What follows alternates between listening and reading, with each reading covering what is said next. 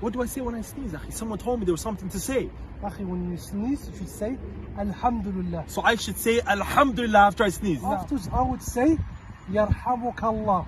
Okay, so you're going to tell me, you're going to say to me, Yarhamukallah. So then after that, someone told me that there's something else that I have to say. You should say Yahdikumullah wa yuslihu balakum. So I'm going to say, Yahdikumullah wa yuslihu balakum. Ahsant. Okay, so where is this found in? What is this hadith even authentic? It's authentic. It's been narrated by Al-Bukhari. So it's actually narrated in Sahih al-Bukhari. Yes. Jazakallah khair for teaching me something new. Brothers and sisters, let the sunnah go forth. And don't stop it, barakallah fikum.